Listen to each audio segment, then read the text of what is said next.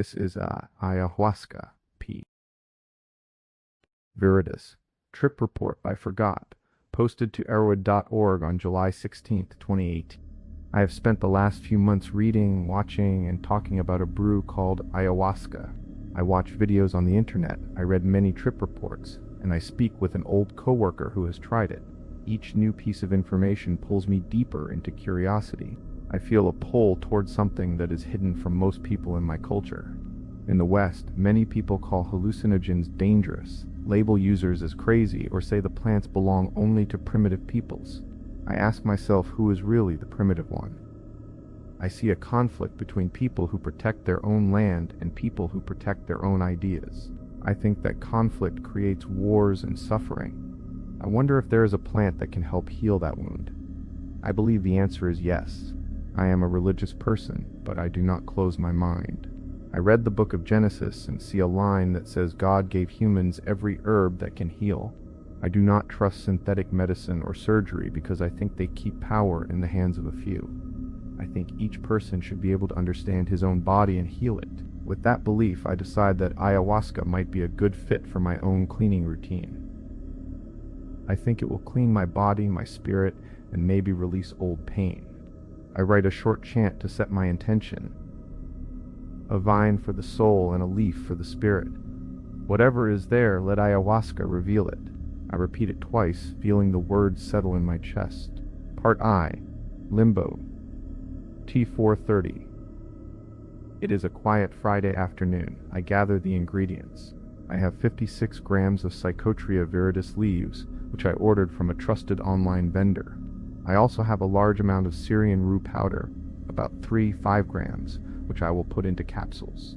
I have a large stainless steel pot, 5 liters of distilled water, a lemon, and a tablespoon of white distilled vinegar. I plan to boil the leaves for a long time because a previous batch that used only an hour of boiling gave a very light effect. I turn on the stove and bring the water to a rolling boil. The steam rises and fills the kitchen with a faint mineral scent. I add the viridis leaves, the lemon juice, and the vinegar. I stir the mixture slowly, watching the green leaves swirl in the hot water. 3 sur. The liquid reduces to about 1.5 liters. I add more distilled water until the level reaches roughly 4 liters. The brew now smells earthy, like wet soil after rain. I feel a small knot of anticipation in my stomach. I continue to watch the pot, making sure the heat stays steady. I also begin to crush the Syrian rue powder with a mortar and pestle, preparing the capsules. Torrent 30. The volume has dropped to about half a liter. I turn off the stove. I press the leaves with a plastic colander, squeezing out the liquid. I strain the liquid through a fine mesh, catching the last bits of plant material. I return the strained liquid to the pot and let it heat gently for 5 more minutes, just enough to make sure the alkaloids are fully extracted. 2 zeros. I pour the hot brew into a ceramic teacup.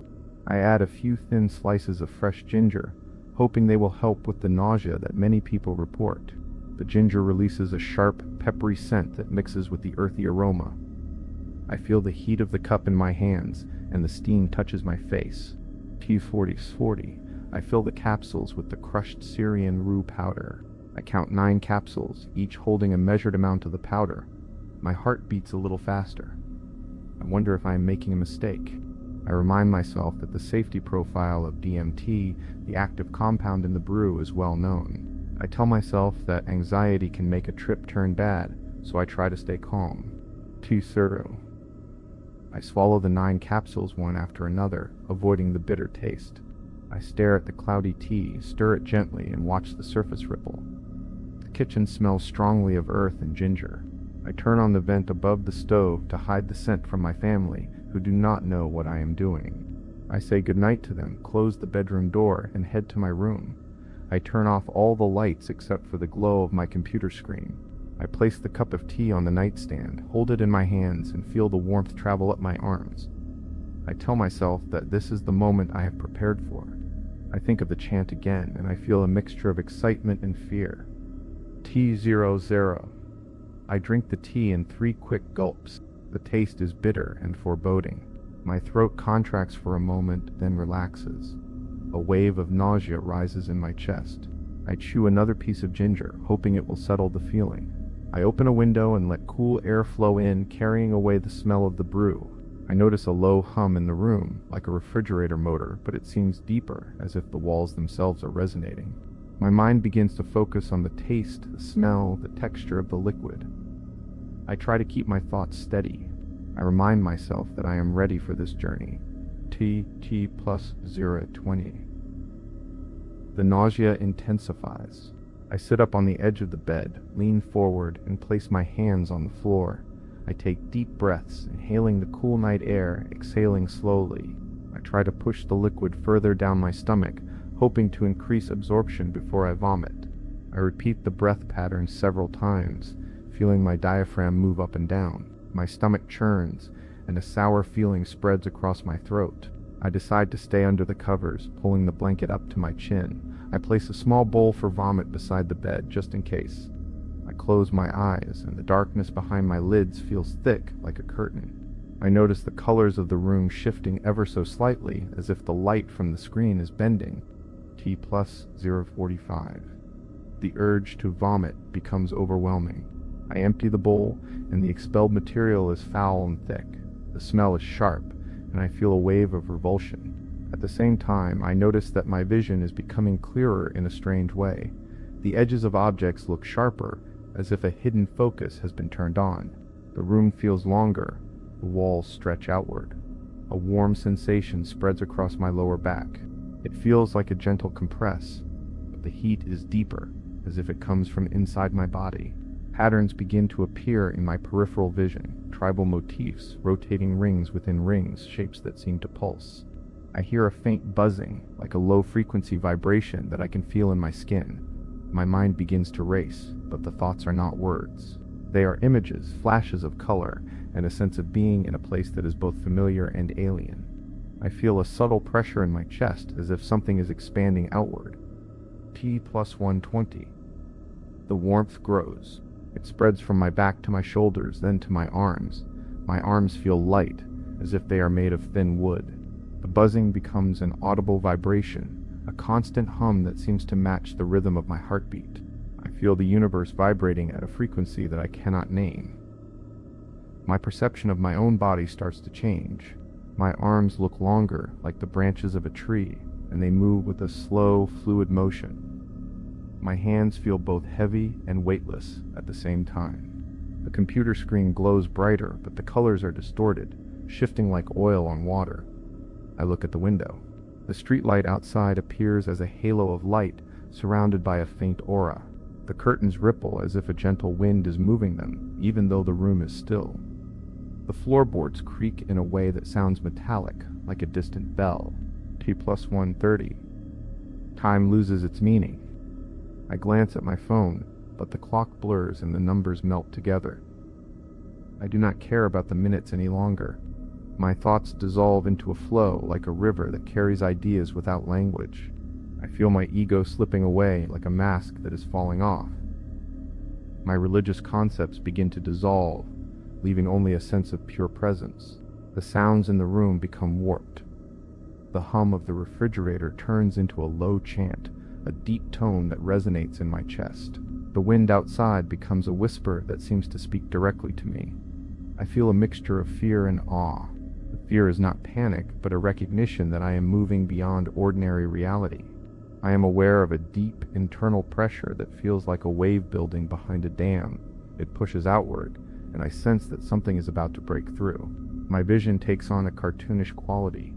Edges are bold, colors are bright, and everything looks like a scene from a dream. I see my own body as if I am looking at a figure made of light, its outline shimmering. The room stretches further, the ceiling appears higher, the floor seems to go on forever. I sense a collective consciousness, a river of thoughts that is not mine alone. I feel connected to something larger, a network of awareness that includes every living thing. My mind is no longer a single line. It is a web of sensations, images, and feelings. At this point, I am deep in the early peak. I am not yet at the height of the experience. The foundation is laid. The warmth, the buzzing, The visual distortions and the sense of expanding awareness are all present. I feel both vulnerable and powerful. I am ready to see where this path leads, but I do not know what will come next. The night continues. The sounds of the house blend with the inner vibrations, and my body remains still under the blankets. I sit with the sensations, allowing them to flow. I notice a soft pulse in my chest that matches the hum of the universe. I breathe slowly, feeling each inhalation draw in the earthiness of the brew, each exhalation release a little more of the fear. The experience is moving forward, and I am carried along. I do not try to control it. I simply observe the patterns that appear, the colors that shift, the feelings that rise and fall. I am aware of the breath, the heartbeat, the warmth spreading through my limbs. I feel a deep curiosity about what will happen next, but I do not rush. My mind drifts to the chant I repeated earlier. The words echo faintly in the background like a distant drum. I feel the vine and the leaf inside me, as if they have become part of my own flesh. I sense that the journey has only just begun. I feel the pulse in my chest begin to deepen, as if a drum were beating inside my ribs. The breath I take feels thicker, as though the air itself carries a weight of honey. My eyes remain closed, but I can still see the patterns that have been forming behind my lids. Small points of light flicker, then merge into lines that stretch across an invisible horizon. The lines pulse in time with my heartbeat, expanding and contracting like a living organism. I do not try to name them. I simply watch them move. A warm sensation spreads from my lower back up through my spine. It feels like a gentle current of water flowing upward, pushing against the walls of my rib cage. The current lifts the muscles in my shoulders, releasing the tightness that had been there since I first opened the cup. My limbs feel light, as if they are made of paper.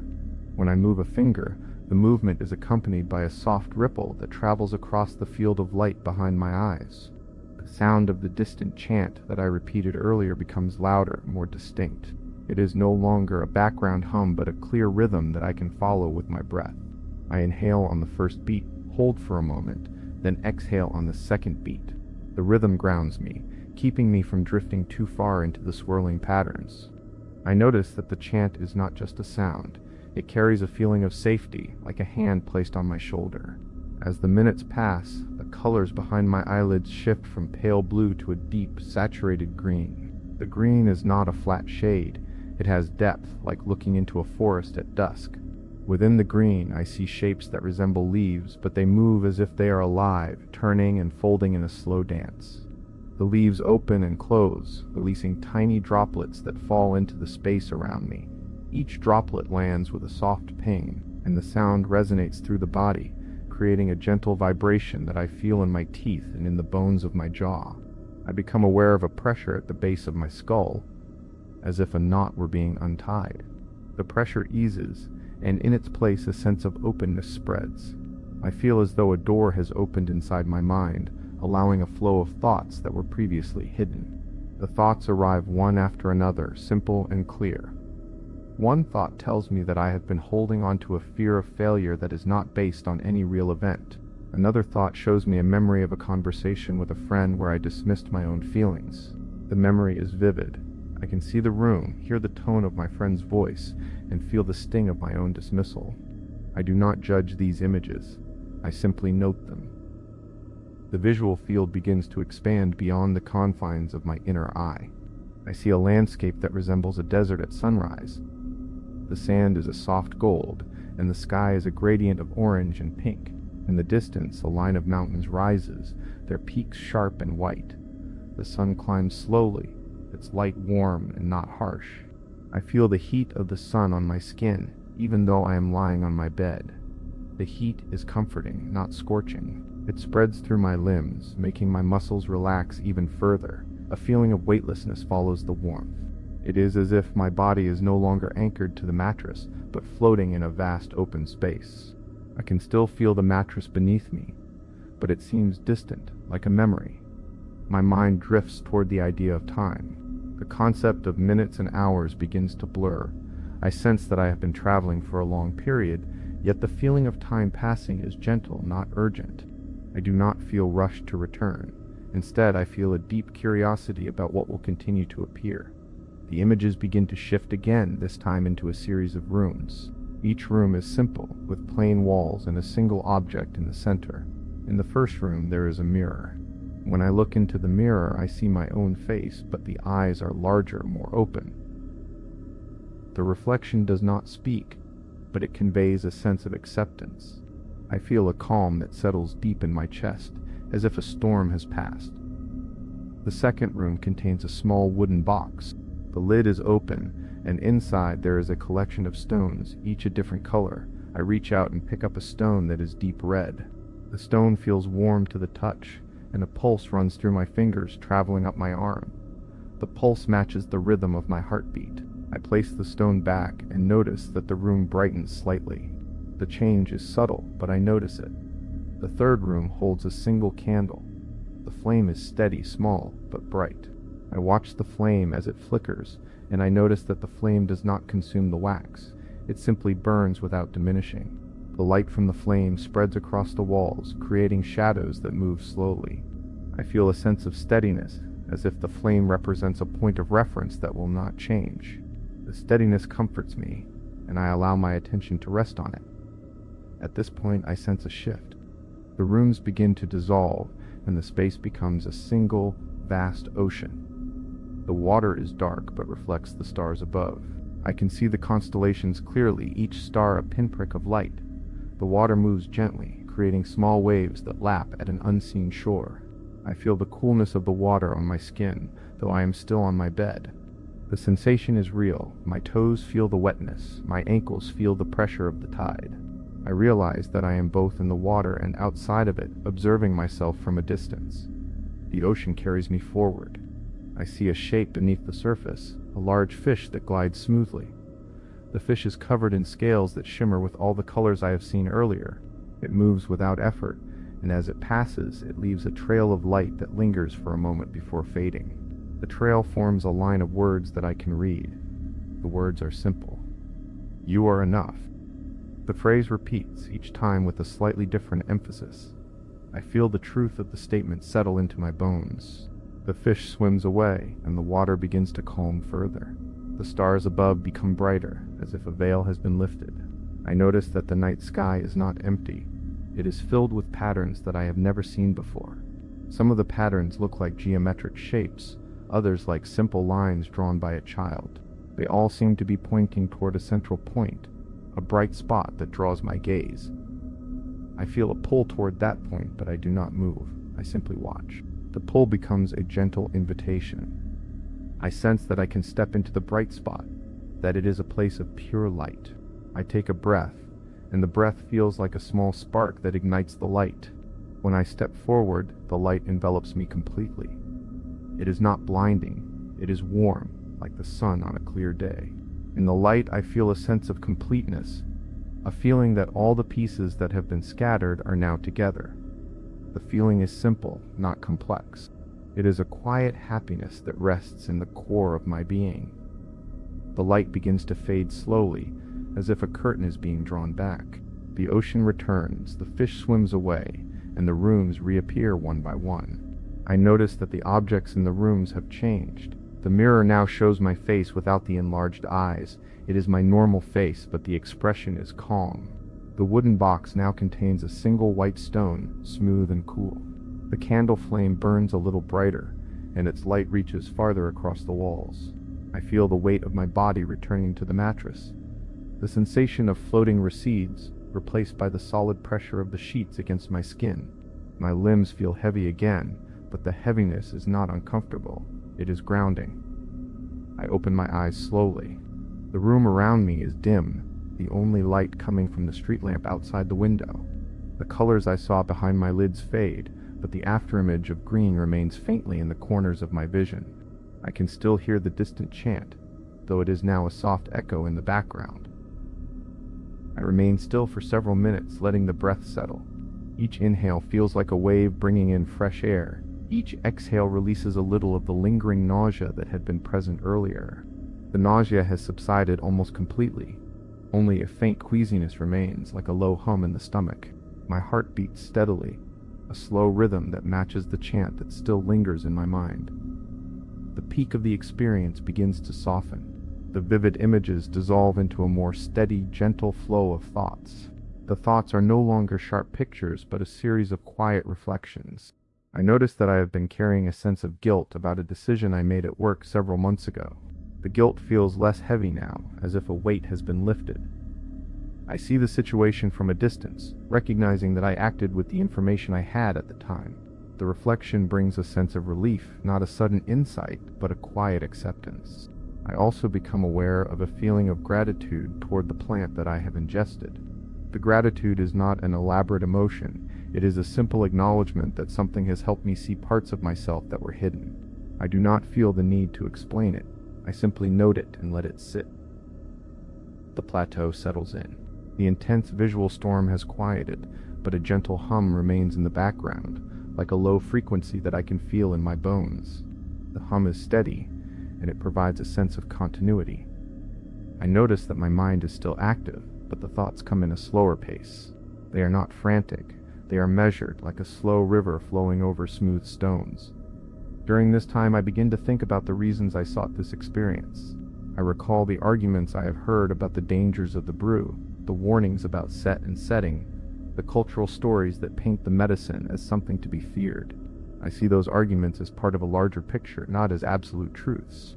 I realized that my fear at the beginning of the night was partly based on stories I had heard, and partly on the unknown. The fear has faded, replaced by a calm curiosity. I also notice a physical sensation in my throat. It feels as though a small knot has loosened. I can swallow without the earlier discomfort. My stomach feels settled. The earlier queasiness has turned into a gentle warmth that spreads across my abdomen. My muscles, especially in my shoulders and neck, feel less tense.